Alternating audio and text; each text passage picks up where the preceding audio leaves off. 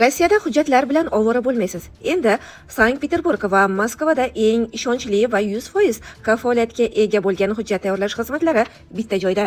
Registratsiya tayyorlash xizmati, hujjatlarni bazaga kiritish, trudavoy dogovor tayyorlash, INN rasmiylashtirish, bazalar bo'yicha tekshiruv, zapret va deport holatini tekshirish, tibbiy sug'urta rasmiylashtirish, shuningdek Rossiyada kerak bo'ladigan 20 dan ortiq turdagi hujjatlar tayyorlash xizmati. Murojaat uchun hoziroq ekrandagi raqamlarga qo'ng'iroq qiling, bizga ishoning va biz hammasini qonuniy hal qilamiz. Rossiya tunda Kiyevga hujum qildi. Hujum oqibatida 10 kishi halok bo'ldi, 30 dan ortiq odam jarohat olgan. Rossiya tunda Kiyevga ballistik raketalar va yuzlab dronlar bilan hujum qildi. Turar joy binolari, mehmonxona va boshqa fuqarolik obyektlari zarar ko'rgan. So'nggi ma'lumotlarga ko'ra, kamida 10 kishi halok bo'lgan, 34 dan ortiq kishi yaralangan.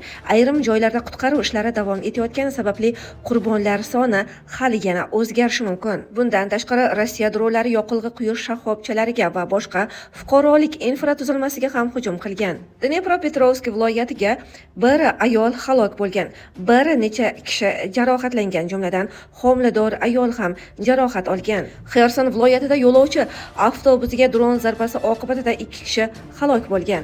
Rossiya tomoni Ukrainaga qilingan zarbalar videolarini o'zlari ijtimoiy tarmoqlarda tarqatmoqda. Donetsk yo'nalishida janglar eng shiddatli bo'lib qolmoqda. Rossiya ayrim hududlarda sekin oldinga siljishga urinmoqda. Ukraina esa mudofaa va qarshi hujumlarni davom ettirmoqda. Yevropa davlatlari esa Ukrainaga yangi harbiy yordam paketlarini e'lon qilmoqda. Shvetsiya Ukrainaga Gripen qiruvchi samolyotlarni yetkazib berish bo'yicha kelishuvni tasdiqladi.